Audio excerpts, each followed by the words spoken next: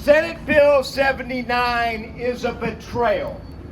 San Francisco is being betrayed by our own elected representative and perhaps by all of our local representatives in Sacramento. This bill puts dollars before people. It hands over our power to those who see our neighborhoods as commodities instead of communities. And I'm here to tell you that we deserve leaders who care more about the people they represent than the checks that they collect. Yes.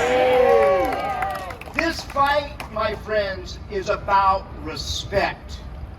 It is about respect for our history. It is about respect for our communities and our homes. It is about respect for our rent-controlled housing. It is about respect for our elders. It is about respect for our neighborhoods. And if our leaders can't put people before developer money, then we need to find new leaders who will. I know it feels like we're in dark times, and a lot of people say to me about Mayor Lurie's upzoning, about SB 79, why bother? We can't win. It's all stacked against us. I'm here to tell you that is not true. When we all organized and the Board of Supervisors opposed Scott Wiener's Senate Bill 50, it lost.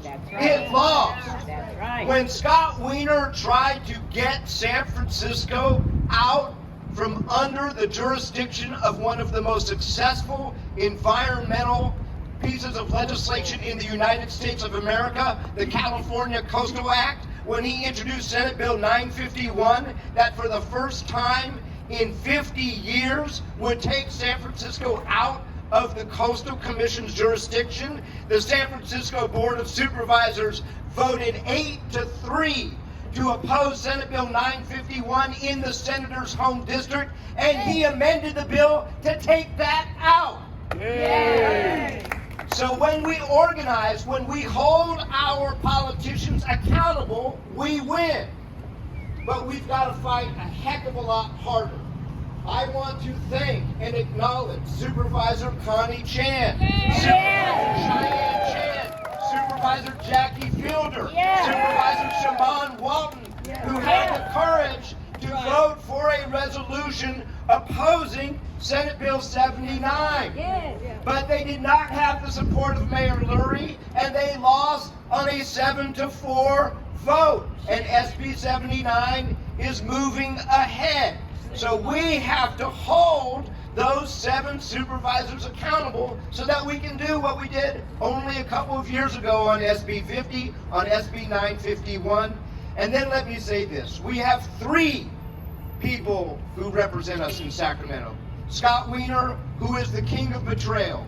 And you know, it's funny, I'm looking at this gentleman's sign that says Robert Moses plus Justin Herman equals Scott Wiener.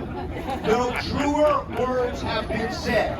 And for those of you who do not remember the horrors of redevelopment that visited New York City and San Francisco when a bunch of white men who thought they knew better destroyed communities, ripped apart Japantown, ripped apart the Western Addition. We are paying the moral and the financial price for that to this day.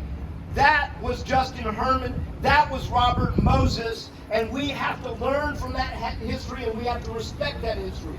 We have 2 other members in the California State Assembly who have to vote on that. And those are my former colleagues. All 3 of these guys are my former colleagues. Catherine Stephanie and Matt Haney. And we need to hold them accountable. Their races are every 2 years. Every 2 years. Wiener is there for another 4 years if he doesn't run for Congress or whatever, and we get to hold him accountable for that. So let's all come together. Let us do this. Let us commit that on Monday, each and every one of us are going to call the offices of Assembly Member Matt Haney. We are going to call the offices of Assembly Member Catherine Stephanie and tell them to vote no on Senate Bill 79. Together, we can stop